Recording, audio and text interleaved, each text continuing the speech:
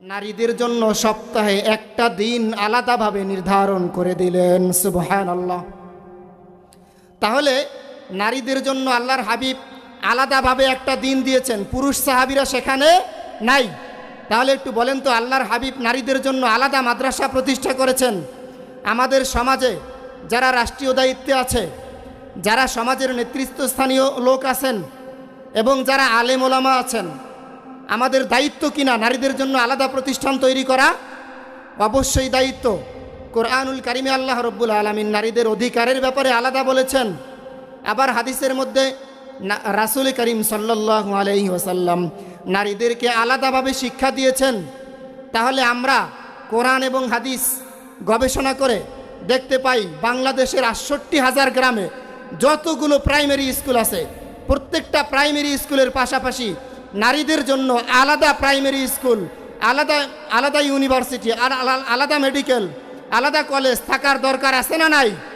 আজকের এই মাহফিলের ময়দান থেকে আমরা সরকারের কাছে, নেতৃত্বস্থানীয় লোকদের কাছে দাবি করতেছি যে আমরা যদি নিজেদেরকে মুসলমান দাবি করি, তাহলে আমাদের কি করতে হবে? কোরআন এবং হাদিস যদি আমরা মানি, নারীদের জন্য কোরআনুল কারিমে আল্লাহ তাআলা আলাদা বলেছেন। হাদিসের মধ্যে রাসূল করিম সাল্লাল্লাহু আলাইহি ওয়াসাল্লাম নারীদেরকে আলাদাভাবে শিক্ষা দিয়েছেন। বুখারী শরীফের নাম শুনেছেন? বুখারী শরীফের মধ্যে, বুখারী শরীফ কেমন কিতাব! বুখারী শরীফের কিতাব হচ্ছে এমন একটা কিতাব, দুনিয়ার মধ্যে আসমানের নিচে, দুনিয়ার জমিনে কোরআনুল কারিমের পরে সর্বোচ্চ সম্মানিত যদি কোনো কিতাব থাকে, সেই কিতাবটির নাম কি? বুখারী শরীফ। এই বুখারী শরীফের মধ্যে ইমাম বুখারী রহমাতুল্লাহি আলাইহি নারীদের জন্য আলাদা একটা চ্যাপ্টার রেখেছেন নারী শিক্ষার জন্য। তাহলে একটু চিন্তা করে দেখেন, নারী শিক্ষার জন্য বুখারী শরীফের মতো গ্রন্থের মধ্যে আলাদা একটা চ্যাপ্টার আছে, আলাদা একটা অধ্যায় আছে। তাহলে নারী হচ্ছে আমাদের মা, আমাদের বোন, আমাদের স্ত্রী। এই নারীদের জন্য আলাদা শিক্ষা প্রতিষ্ঠানের দরকার আছে না নাই? আছে। এই নারীদের জন্য আলাদা শিক্ষা প্রতিষ্ঠান তৈরি করা ফরজ নাকি বলেন? অবশ্যই ফরজ। তাহলে সর্বপ্রথম আলেম ওলামাদের এই খেদমতে আগাই আসা দরকার আছে না নাই? এরপরে রাষ্ট্রের এই খেদমতের উপরে আগাই আসার দরকার আছে। তাহলে রাষ্ট্রের কাছে এই মাহফিলের ময়দান থেকে আমাদের সমস্ত মুসলমানের দাবি যে যতগুলো প্রাইমারি স্কুল আছে ততগুলোই মহিলা মাদ্রাসা করা হোক। এই ব্যাপারে রাষ্ট্রের সর্বোচ্চ দায়িত্বে যারা আছি আমরা, আমাদের এই সমাজের নেতৃত্বস্থানীয় যারা আছি, আলেম ওলামা যারা আছি, আমাদের সকলকে আন্তরিক হতে হবে। ভাই চিন্তা করেন, একজন মা যদি দিনদার হয়, তাহলে ইমাম বুখারী এই মায়ের পেটে জন্ম নেবে। ইমাম শাফিঈ রহমাতুল্লাহি আলাইহি তার মা ছিলেন অত্যন্ত দরিদ্র একজন গরিব মানুষ, কিন্তু তিনি ছিলেন দিনদার, পরহেজগার, মুত্তাকি। এই ইমাম শাফিঈ রহমাতুল্লাহ আলাইহির মা দিনদার হওয়ার কারণে গোটা পৃথিবীর বুকে শ্রেষ্ঠ ইমাম হিসাবে ইমাম শাফিঈ রহমাতুল্লাহি আলাইহির মতন ইমামকে জন্ম দিতে পেরেছেন। তাহলে আমাদের সমাজে যদি মা যদি দিনদার হয়, সন্তানগুলো দিনদার হবে। আমাদের সমাজে খুন, রাহাজানি, ছিনতাই, টেন্ডার, চাঁদাবাজি, কোনো কিছু অন্যায়, জুলুম, অপরাধ থাকবে না। আমাদের সমাজের মধ্যে এই মহিলা মাদ্রাসা বেশি বেশি প্রতিষ্ঠা করার তৌফিক দান করুক। সকলে বলি আমিন। আব্বতের সাথে জবান খুলে সকলেই দুরূদ শরীফ পড়ি। আল্লাহুম্মা সাল্লি আলা মুহাম্মাদিন ওয়া আলা আলি মুহাম্মাদ কামা সাল্লাইতা আলা ইব্রাহিম ওয়া আলা আলি ইব্রাহিম ইন্নাকা হামিদুম মাজিদ। আল্লাহুম্মা বারিক আলা মুহাম্মাদিন ওয়া আলা আলি মুহাম্মাদ কামা বারাকতা আলা ইব্রাহিম وعلى آل إبراهيم إنك حميد مجيد. محمد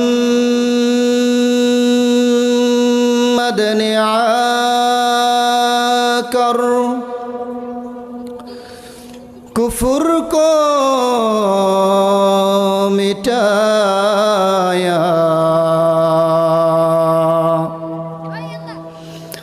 कुफ्र को मिटा कर सदाकत को बताया। बलगल उला बिकमालिही कशफत दुजा बिजमालिही हसनत जमीउ खिसालिही सल्लु अलैहि व आलिहि। ला इलाहा इल्लल्लाह, ला इलाहा इल्लल्लाह, ला इलाहा इल्लल्लाह, ला इलाहा इल्लल्लाह, লা ইলাহা ইল্লাল্লাহ। মুহাব্বতের সাথে জোরে আল্লাহর নামের জিকির করি। লা ইলাহা ইল্লাল্লাহ, লা ইলাহা ইল্লাল্লাহ, লা ইলাহা ইল্লাল্লাহ, লা ইলাহা ইল্লাল্লাহু মুহাম্মাদুর রাসূলুল্লাহ সাল্লাল্লাহু আলাইহি ওয়াসাল্লাম। আলহামদুলিল্লাহ,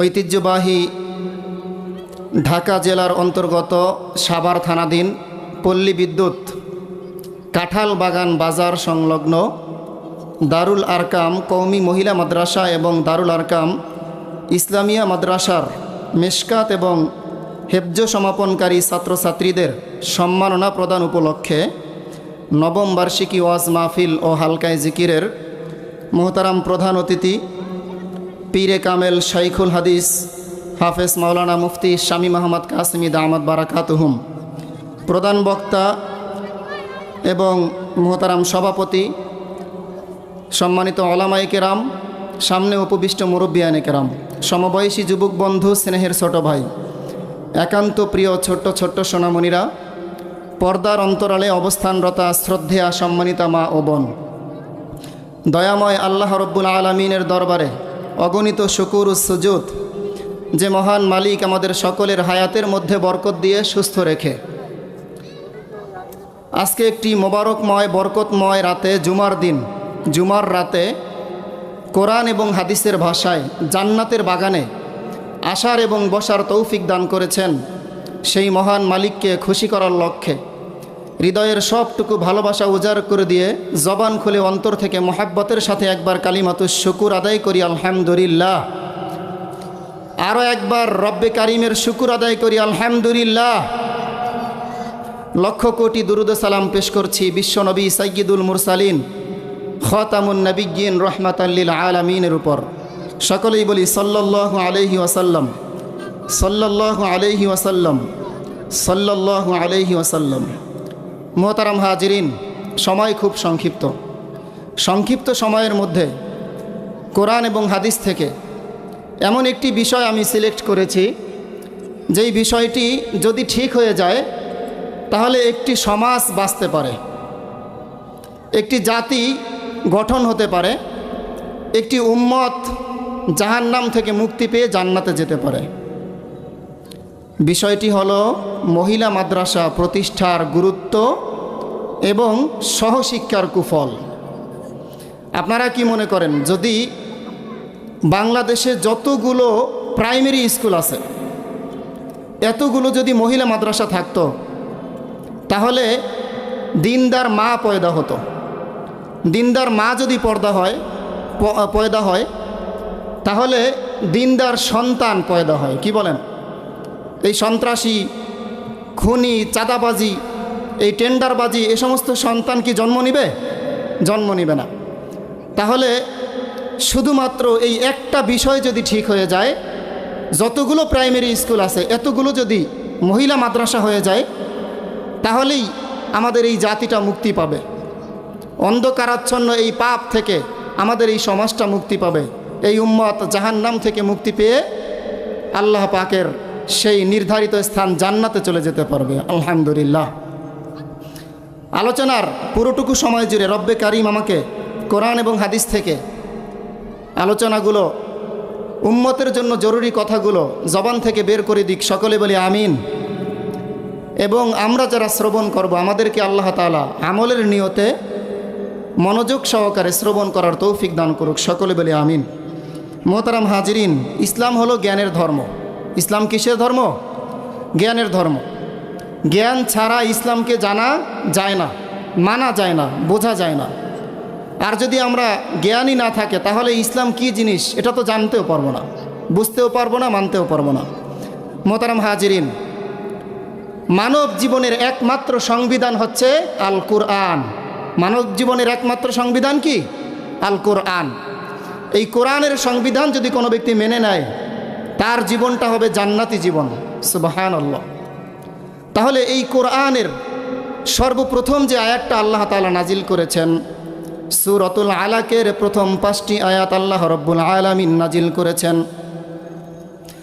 মানব জীবনের একমাত্র সংবিধান হলো আল কোরআন।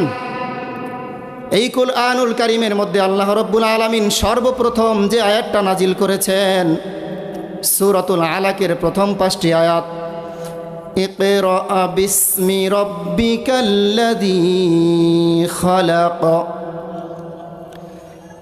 রাসূল করিম সাল্লাল্লাহু আলাইহি ওয়াসাল্লামের মাধ্যমে গোটা উম্মতে মুহাম্মাদীকে আল্লাহ রাব্বুল আলামিন জানিয়ে দিয়েছেন, পড়ো তোমার প্রভুর নামে যিনি তোমাকে সৃষ্টি করেছেন। সুবহানাল্লাহ। তাহলে ইসলামের প্রথম সবক বুঝে থাকলে বলুন তো কি? পড়ার ব্যাপারে। কি বলেন? পড়ার ব্যাপারে ইসলাম সর্বপ্রথম যে সবকটা দিয়েছে জ্ঞান অর্জনের ব্যাপারে। কোন ব্যাপারে? জ্ঞান অর্জনের ব্যাপারে। সমস্ত জ্ঞানের মূল উৎস হলেন আল্লাহ রাব্বুল আলামিন। সমস্ত জ্ঞান, পৃথিবীতে যত জ্ঞান আছে, বিজ্ঞান আছে, যত রকমের আবিষ্কার আছে, সমস্ত জ্ঞান বিজ্ঞানের মূল উৎস হলেন একমাত্র একজন। তিনি কে? আল্লাহ রাব্বুল আলামিন। কিভাবে? যেমন আল্লাহ রাব্বুল আলামিন সর্বপ্রথম পৃথিবীর বুকে মানব জাতি যে সৃষ্টি করলেন কোন নবীর মাধ্যমে বলতে পারেন? আদম নবীর মাধ্যমে। আদম নবী হলেন এই আমাদের আদি পিতা। আমাদের কি? আদি পিতা। এই আদম নবীকে আল্লাহ রাব্বুল আলামিন যখন সৃষ্টি করলেন, সৃষ্টি করার পরে আল্লাহ রাব্বুল আলামিন সর্বপ্রথম গোটা সৃষ্টি রাজ্যের মধ্যে আল্লাহ রাব্বুল আলামিন যা কিছু সৃষ্টি করেছেন, এই সৃষ্টির আল্লাহ রাব্বুল আলামিন যত কিছু সৃষ্টি করেছেন সকল বস্তু সম্পর্কে আল্লাহ রাব্বুল আলামিন আদম আলাইহিস সালাতু ওয়াস সালামকে অবগত করলেন। যেমন আল্লাহ রাব্বুল আলামিন জীবজন্তু, পশু পাখি, বৃক্ষরাজি, তরুলতা, নদ নদী, সাগর মহাসাগর, যাহা কিছু আল্লাহ রাব্বুল আলামিন গোটা সৃষ্টি জগতের মধ্যে যা কিছু সৃষ্টি করেছেন সকল কিছুর নাম, ফান্ডামেন্টাল নলেজ অর্থাৎ মৌলিক জ্ঞান আল্লাহ তাআলা সর্বপ্রথম যাকে দিয়েছেন তিনি হচ্ছেন আদম নবী। সুবহানাল্লাহ। আচ্ছা বলুন তো, আমরা হলাম বনি আদম। আমরা কি? বনি আদম। বনি আদম মানে হচ্ছে আদমের সন্তান। আমাদের আদি পিতার নাম কি? আদম আলাইহিস সালাতু ওয়াস সালাম। আমরা হলাম বনি আদম, অর্থাৎ আমরা হলাম আদম আলাইহিস সালাতু ওয়াস সালামের সন্তান। আচ্ছা একটু বলুন তো, দুনিয়ার স্বাভাবিক নিয়ম অনুযায়ী যখন কোনো পিতা মারা যায় তখন সে যদি 2 লক্ষ টাকা রেখে যায়, এই টাকার, এই সম্পদের মালিক হবে কে বলেন? তার ছেলে, তার সন্তানেরা এটার মালিক হবে। আল্লাহ রাব্বুল আলামিন আদম নবীকে সৃষ্টি করার পরে তাকে যে জ্ঞান দান করেছেন, আদম নবী যখন দুনিয়া থেকে বিদায় নিয়ে গেলেন তখন এই জ্ঞানের উত্তরাধিকার সূত্রে যারা মালিক হবে তারা কারা বলেন তো? এই বনি আদম, অর্থাৎ আপনি আমি। এই বনি আদম আদম নবীর কাছ থেকে ওই জ্ঞানগুলো শিক্ষা গ্রহণ করেছে। শিক্ষা গ্রহণ করার পরে এই জ্ঞানগুলো নিয়ে এই বনি আদম তারা আবার গবেষণা শুরু করেছে। আচ্ছা বলুন তো, একটা ছেলে যখন ক্লাস 5-এ পড়াশোনা করে, যখন 5 পাস করার পরে যখন ছেলেটা 6-এ ওঠে, 6-এ ওঠার পরে তার 5-এ যে নলেজ ছিল, যে জ্ঞান ছিল, এর তুলনায় একটু হলেও তার জ্ঞানটা বাড়ে কিনা বলেন? তারপর 6, 7, 8, 9, 10, এরপর ইন্টার, এরপরে আলিম, ফাজিল, কামিল, অথবা দাওরা, অথবা মাস্টার্স, এগুলো যখন সে কমপ্লিট করে, এই 5 পাসটা ছিল তার ফান্ডামেন্টাল নলেজ, মানে মৌলিক জ্ঞান। এই মৌলিক জ্ঞানটা থেকে প্রসার হতে হতে এটাকে গবেষণা করতে করতে একটা মানুষ যখন মাস্টার্স কমপ্লিট করে, তখন তার জ্ঞানটা কি ওই 5 পাস ছেলের মতো থাকে? অনেক উপরের লেভেলে চলে যায়। একজন বিসিএস ক্যাডার আর একজন 5 পাস কখনো এক হতে পারে না। তাহলে আদম নবীকে আল্লাহ তাআলা মৌলিক জ্ঞান শিক্ষা দান করলেন।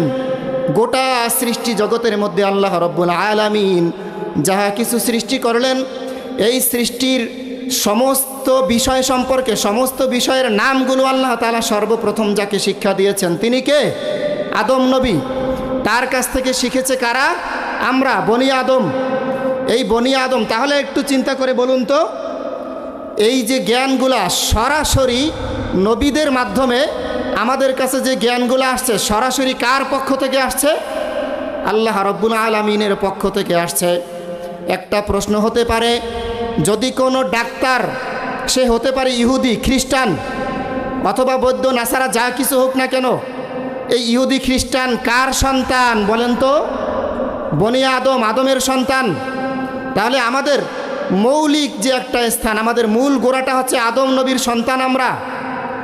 এরপরে আসার পরে শয়তানের ধোকায় পড়ে কেউ মুসলমান হয়েছে, কেউ হিন্দু হয়েছে, কেউ ইহুদি হয়েছে, কেউ খ্রিস্টান হয়েছে, কিন্তু আমরা সবাই একজনের সন্তান, তিনি হচ্ছেন আদম নবী। ঠিক কিনা? তাহলে আমাদের পরিচয় হচ্ছে আমরা বনি আদম। এই বনি আদমের মধ্যে ইহুদি হোক, খ্রিস্টান হোক, ডাক্তার হোক, ইঞ্জিনিয়ার হোক, যত বড় বিজ্ঞানী হোক, সে এই যে বিজ্ঞানটা, এই যে অগ্রযাত্রাটা, এটা মূল যে জ্ঞানটা কোথা থেকে আসছে? আল্লাহ রব্বুল আলামিনের কাছ থেকে সরাসরি আসছে আদম নবীর কাছে। আদম নবীর মাধ্যমে, আদম নবীর সন্তানেরা বনি আদম, আমরা এই জ্ঞানটা পেয়েছি। এই জ্ঞানটাকে নিয়ে আমরা গবেষণা করতে করতে পৃথিবীর বুকে আল্লাহ রব্বুল আলামিনের অনেক অজানা বস্তু সম্পর্কে আমরা আবিষ্কার করতে পেরেছি। তারপরে আমরা এই পৃথিবীটাকে একেবারে মনের মতো করে সাজাইতে পেরেছি। তাহলে এই যে জ্ঞানটা আল্লাহ তাআলা দিলেন, এই জ্ঞানটা কার মাধ্যমে আসছে? আদম নবীর মাধ্যমে আসছে। এরপরে আল্লাহ তাআলা এই বনি আদমকে এই জ্ঞানটা দিয়েছেন। তাহলে সকল জ্ঞানের একমাত্র একজন উৎস, তিনি কে? আল্লাহ রব্বুল আলামিন। এই ব্যাপারে আল্লাহ রব্বুল আলামিন সূরাতুল বাকারা 31 এবং 32 নম্বর আয়াতের মধ্যে আল্লাহ তাআলা ঘটনাটা অনেক চমৎকার করে বলেছেন। আল্লাহ রব্বুল আলামিন বলেন, وعلم آدم الأسماء كلها ثم عرضهم على الملائكة। আল্লাহ রব্বুল আলামিন যখন আদম নবীকে সৃষ্টি করলেন, আদম নবীকে সৃষ্টি করার পরে আল্লাহ রব্বুল আলামিন আদম নবীকে গোটা সৃষ্টি জগতের মধ্যে যা কিছু সৃষ্টি করলেন সকল বস্তুর নামগুলো শিখিয়ে দিলেন। শিক্ষা দেওয়ার পরে আল্লাহ রব্বুল আলামিন সুম্মা আরাদাহুম আলাল মালাইকা, আল্লাহ রব্বুল আলামিন আদম নবীকে নির্দেশ দিলেন, হে আদম, তোমাকে যে আমি জ্ঞানটা দিয়েছি, জ্ঞানগুলো দান করেছি, এই যে নামগুলো আমি তোমাকে যে শিক্ষা দিয়েছি, এই নামগুলো তুমি আমার ফেরেশতাদের সামনে প্রকাশ করে দাও। সুবহানাল্লাহ। আল্লাহ পাকের নির্দেশ অনুযায়ী আদম নবী এই নামগুলোকে ফেরেশতাদের সামনে ধারাবাহিকভাবে প্রকাশ করা শুরু করলেন। যখন আদম নবীর এই নামগুলো বলা শেষ হয়ে গেল, শেষ হওয়ার পরে আল্লাহ রব্বুল আলামিন ফেরেশতাদেরকে ডেকে বললেন, فقال أنبئوني بأسماء هؤلاء إن كنتم صادقين। মনোযোগ আছে তো সবার? আল্লাহ রব্বুল আলামিন ফেরেশতাদেরকে ডেকে বলতেছেন, হে আমার ফেরেশতারা, তোমরা যদি সত্যবাদী হয়ে থাকো তাহলে আদম নবী তোমাদের সামনে যে নামগুলো প্রকাশ করেছে এই নামগুলো তোমরা একটু আমার সামনে প্রকাশ করো। ফেরেশতারা স্যালেন্ডার হয়ে গেছে আদম নবীর সামনে। ফেরেশতারা আল্লাহ পাকের কাছে জবাব দিল, ক্বালু সুবহানাকা লা ইলমা লানা ইল্লা মা আল্লামতানা ইন্নাকা আনতাল আলিমুল হাকীম। ক্বালু ফেরেশতারা বলল, সুবহানাকা, আপনি মহান এবং আপনি পবিত্র। কাকে বলতেছে? আল্লাহ তাআলাকে বলতেছে, আল্লাহ আপনি মহান এবং আপনি পবিত্র। লা ইলমা লানা, আমাদের কোনো জ্ঞান নেই, আমাদের কোনো ইলম নেই। ইল্লা মা আল্লামতানা, আপনি আমাদেরকে যে জ্ঞান শিক্ষাদান করেছেন এর বাহিরে একটা জাররা পরিমাণ জ্ঞান আমাদের নেই। তাহলে একটু চিন্তা করে দেখেন, আদম নবী ফেরেশতাদের উপর শ্রেষ্ঠত্ব অর্জন করেছেন কার কারণে? আল্লাহ তাআলার কারণে। আল্লাহ তাআলা পরীক্ষা নিলেন, ফেরেশতারা পারে নাই কিন্তু আদম নবী পেরেছে। এরকম উত্তরাধিকার সূত্রে এই বনি আদম মানে আমরা আদম নবীর সন্তান, আমাদেরকে আল্লাহ তাআলা গোটা সৃষ্টি জগতের মধ্যে যা কিছু সৃষ্টি করেছেন সকল সৃষ্টি জগতের মধ্যে বনি আদমকে আল্লাহ তাআলা সর্বোচ্চ সম্মানের অধিকারী করেছেন। সুবহানাল্লাহ। তাহলে একটু চিন্তা করে দেখেন, আদম নবী এবং বনি আদম সমস্ত ফেরেশতাদের থেকেও শ্রেষ্ঠ এবং সমস্ত সৃষ্টিকুলের মধ্যে যা কিছু আছে এই সকল সৃষ্টিরাজির মধ্যে সকল কিছুর থেকে সর্বোচ্চ সম্মানের অধিকারী হচ্ছে এই বনি আদম। সুবহানাল্লাহ। আল্লাহ তাআলা এই বনি আদমকে কতটা সম্মান দান করলেন। এরকমভাবে এই জ্ঞানগুলো যে আল্লাহ তাআলা দিচ্ছেন, সকল জ্ঞানের উৎস একজন, তিনি কে? আল্লাহ তাআলা। এই যুগে যুগে নবী রাসূলগণের মাধ্যমে আল্লাহ রব্বুল আলামিন বনি আদমকে গোমরাহি থেকে মুক্ত করে, এই মূর্খতা থেকে মুক্ত করে আল্লাহ তাআলা জাহিলিয়াত থেকে মুক্ত করে তাদেরকে আলোর দিকে এনেছেন নবী রাসূলগণের মাধ্যমে। ধারাবাহিকভাবে নবী রাসূলগণ আসছেন, তাদেরকে দাওয়াত দিয়েছেন এক আল্লাহ তাআলার। এভাবে আস্তে আস্তে সর্বশেষ নবী, তার নাম কি বলেন তো? মুহাম্মদ সাল্লাল্লাহু আলাইহি ওয়াসাল্লাম। আমরা কার উম্মত? মুহাম্মদ সাল্লাল্লাহু আলাইহি ওয়াসাল্লামের উম্মত। আমরা অত্যন্ত সৌভাগ্যবান একটা জাতি। মুহাম্মদ সাল্লাল্লাহু আলাইহি ওয়াসাল্লামের উম্মত হওয়ার জন্য নবীরা পর্যন্ত আল্লাহর কাছে অ্যাপ্লিকেশন করেছিলেন। উইদাউট অ্যাপ্লিকেশন, কোনো রকমের দরখাস্ত ছাড়া আল্লাহ রব্বুল আলামিন আপনাকে এবং আমাকে সর্বশেষ নবী, সর্বশ্রেষ্ঠ নবী মুহাম্মাদুর রাসূলুল্লাহ সাল্লাল্লাহু আলাইহি ওয়াসাল্লামের উম্মত হিসাবে পাঠাইয়েছেন। সুবহানাল্লাহ। এই নবীকে আল্লাহ তাআলা যে পাঠাইছেন, নবীকে পাঠানোর মাধ্যমে আল্লাহ তাআলা আবার আমাদেরকে জাহিলিয়াত থেকে মুক্ত করে আবার আল্লাহ তাআলা আমাদেরকে জ্ঞান শিক্ষা দিচ্ছেন। এই নবীকে আল্লাহ তাআলা সর্বশ্রেষ্ঠ নবী এবং সর্বশ্রেষ্ঠ শিক্ষক হিসাবে পাঠিয়েছেন। সর্বশ্রেষ্ঠ শিক্ষক, যার উপরে কোনো শিক্ষক হতে পারে না। তাহলে সর্বশ্রেষ্ঠ শিক্ষক কোন জিনিসটা পড়াবে, কোন জিনিসটা পড়াবে একজন শিক্ষক, এই বিষয়টাও নির্ধারণ করে দিয়েছেন আল্লাহ রব্বুল আলামিন। আল্লাহ রব্বুল আলামিন মুহাম্মদ সাল্লাল্লাহু আলাইহি ওয়াসাল্লাম কি পড়াবেন এই বিষয়টাও আল্লাহ তাআলা শিক্ষা দিয়ে দিয়েছেন। এক নম্বর, মুহাম্মদ সাল্লাল্লাহু আলাইহি ওয়াসাল্লামকে আল্লাহ তাআলা বলেছেন, হে মুহাম্মদ সাল্লাল্লাহু আলাইহি ওয়াসাল্লাম, আপনাকে আমি বনি আদমের মধ্যে সর্বশ্রেষ্ঠ এবং সর্বশেষ নবী হিসাবে পাঠিয়েছি এবং আপনাকে সর্বোচ্চ সম্মানিত শিক্ষক হিসাবে পাঠিয়েছি।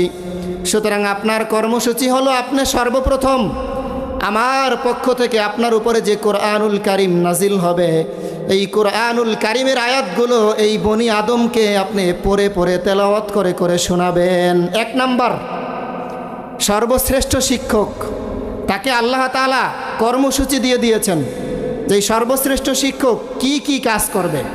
1 নম্বর কাজ, আল্লাহ তাআলার আয়াতগুলো তেলাওয়াত করে করে শোনাইবেন। 2 নম্বর কাজ,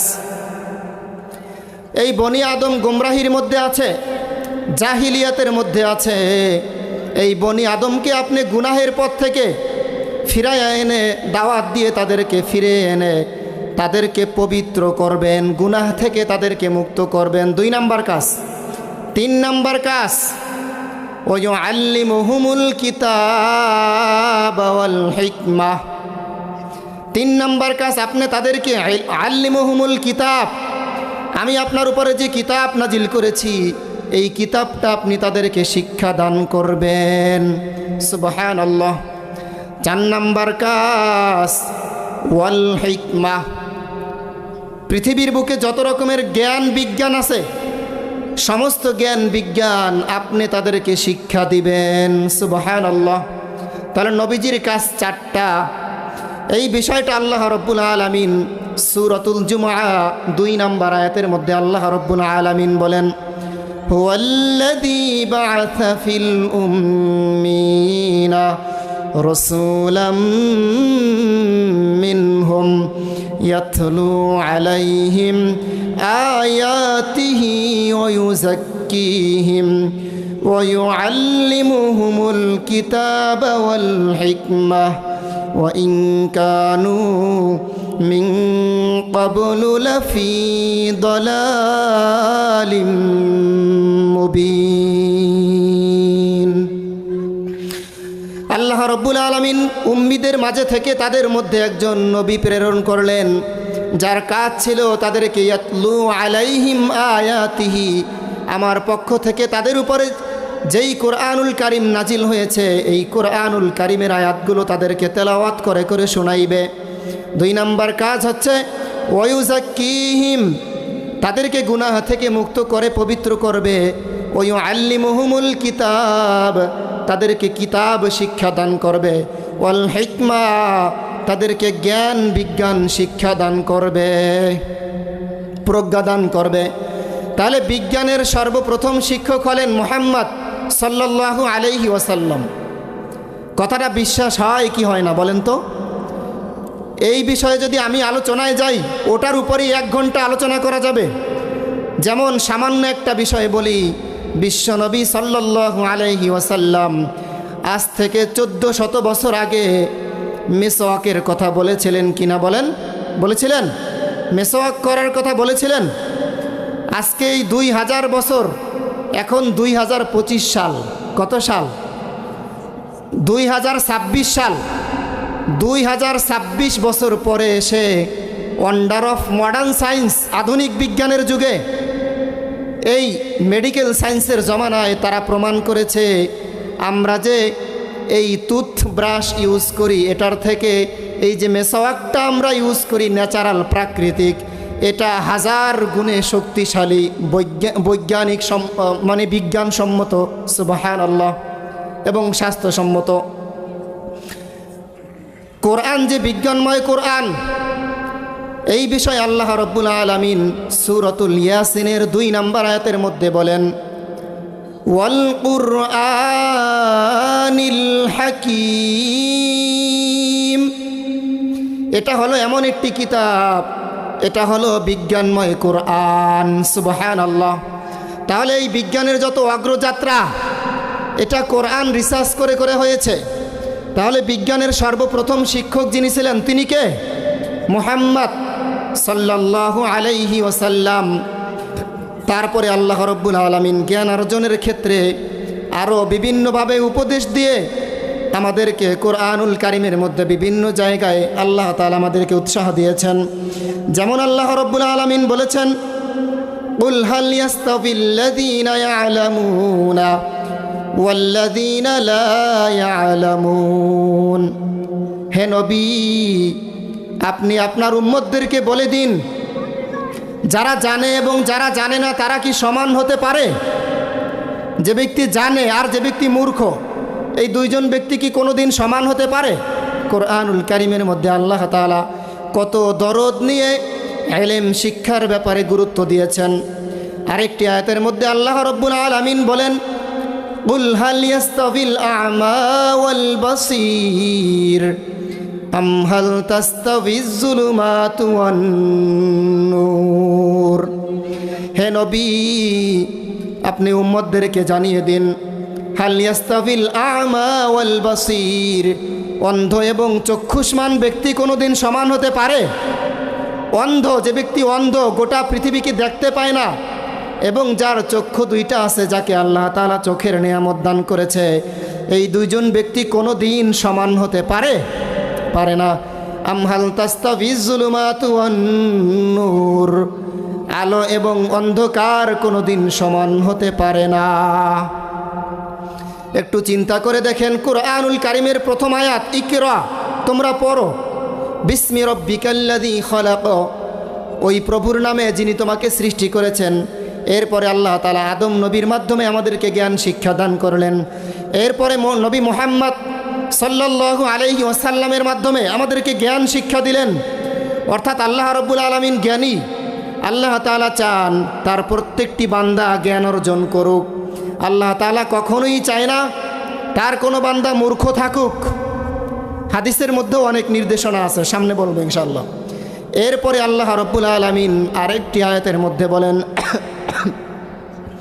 ওয়াকুর রাব্বি জিদনি ইলমা। হে নবী, জ্ঞান সম্পর্কে আল্লাহ তাআলা এত বেশি বেশি পরিমাণ উৎসাহ দেওয়ার পরে নবীজি সাল্লাল্লাহু আলাইহি ওয়াসাল্লামকে এইবার আল্লাহ তাআলা প্রার্থনা করার আদেশ দিয়েছেন। জ্ঞানার্জনের চেষ্টা সবাই করে, কিন্তু সবাই কি জ্ঞানী হতে পারে?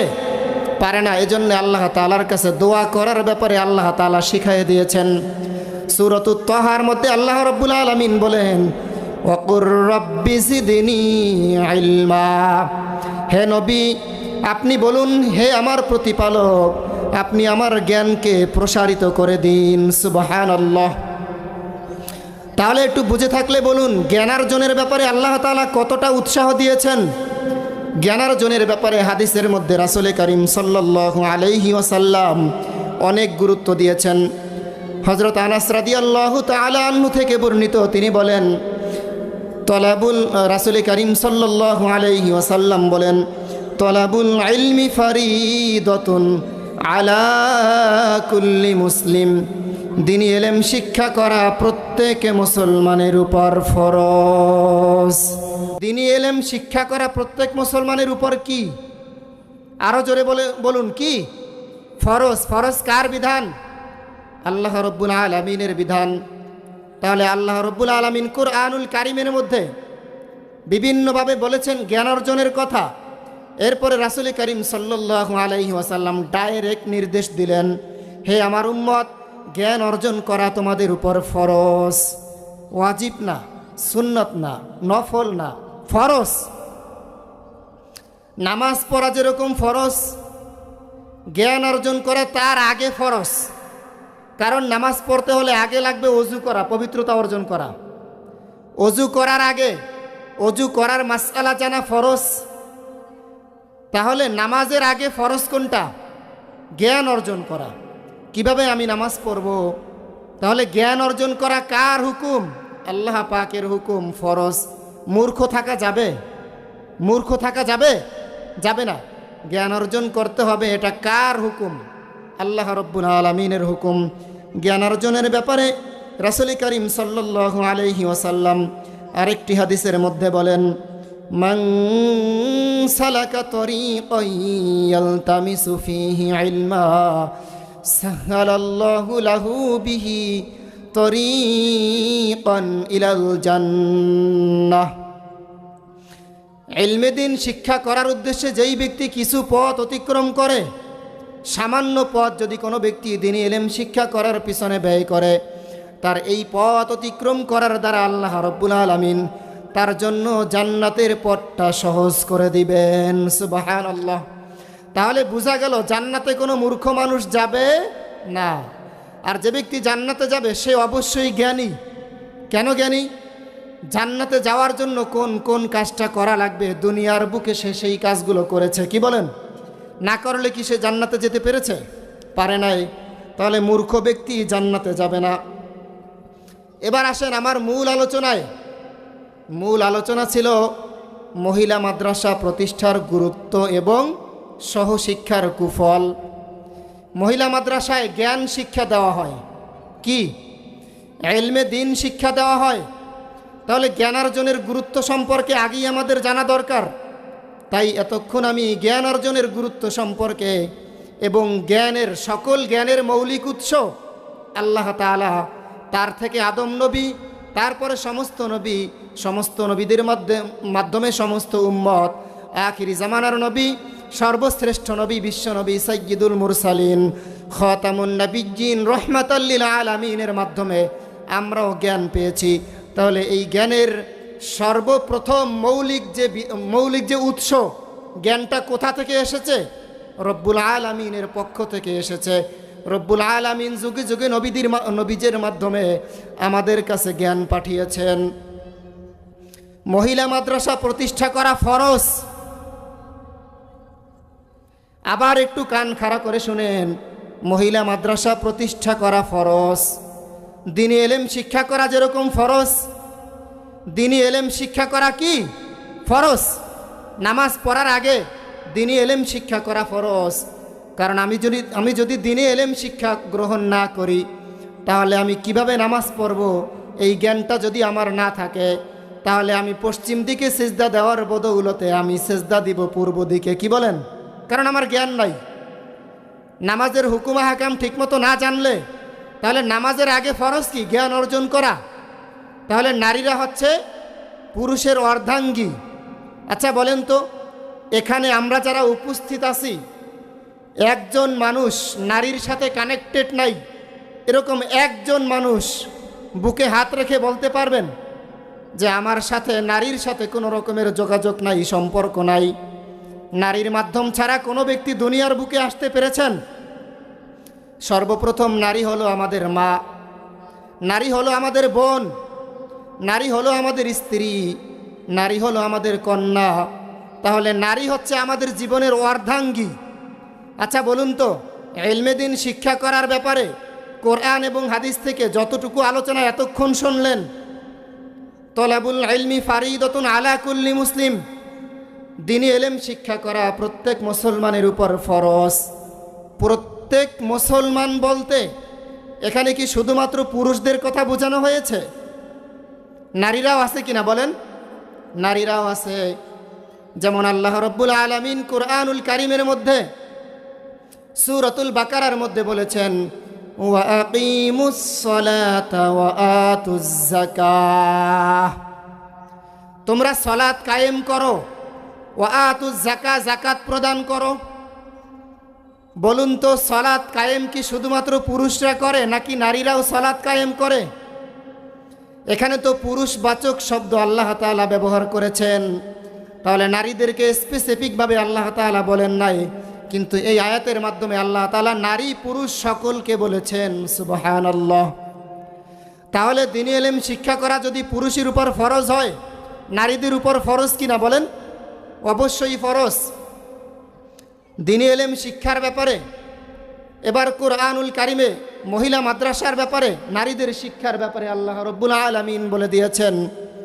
যেমন নারীদের ব্যাপারে স্পেসিফিকভাবে আল্লাহ তাআলা সূরাতুস সাফ 35 নম্বর আয়াতের মধ্যে আল্লাহ তাআলা বলেন, ইন্নাল মুসলিমিনা ওয়াল মুসলিমাতি ওয়াল মুমিনিনা ওয়াল মুমিনাতি ওয়াল কানিতিনা ওয়াল কানিতাতি ওয়াস সাদিকিনা ওয়াস সাদিকাত ইলা আখিরিল আয়াহ। এই আয়াত নাজিলের প্রেক্ষাপট যদি আপনারা মনোযোগ দিয়ে শোনেন, তাহলে বুঝবেন মহিলা মাদ্রাসা প্রতিষ্ঠা করার গুরুত্ব কতটা, কেন ফরজ। এই আয়াতের মধ্যে আল্লাহ রব্বুল আলামিন পুরুষদের পাশাপাশি নারীদের নাম নিয়েছেন 10 বার। কতবার? 10 বার। এই আয়াত নাজিল হয়েছে আম্মাজান উম্মাহাতুল মুমিনিন উম্মে সালামা রাদিয়াল্লাহু তাআলা আনহা থেকে বর্ণিত।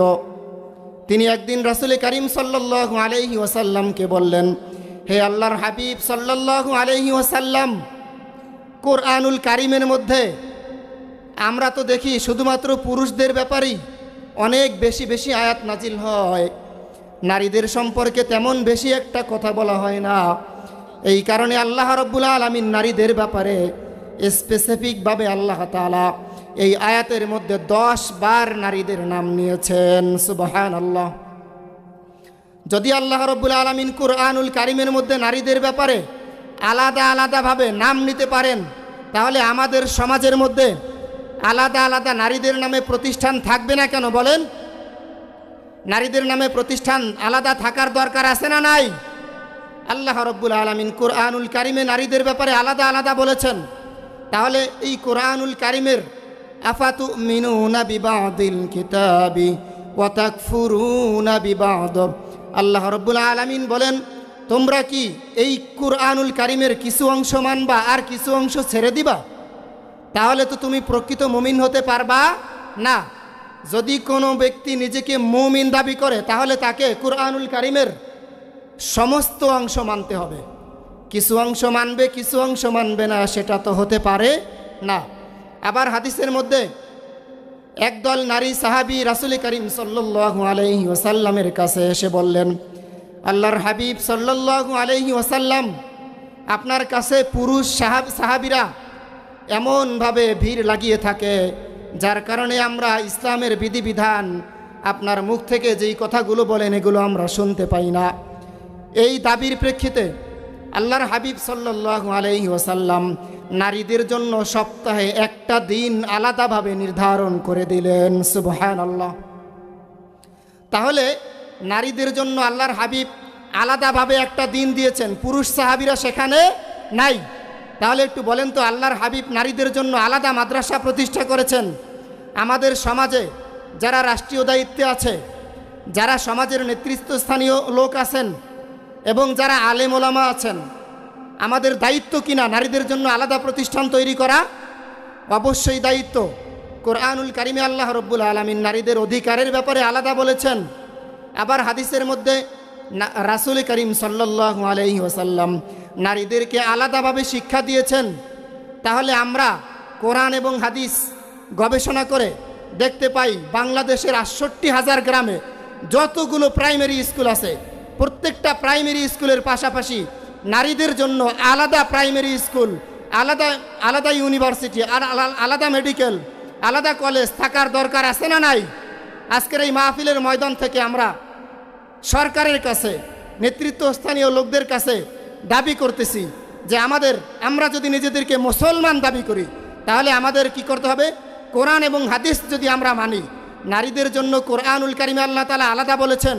হাদিসের মধ্যে রাসূল করিম সাল্লাল্লাহু আলাইহি ওয়াসাল্লাম নারীদেরকে আলাদাভাবে শিক্ষা দিয়েছেন। বুখারী শরীফের নাম শুনেছেন? বুখারী শরীফের মধ্যে, বুখারী শরীফ কেমন কিতাব?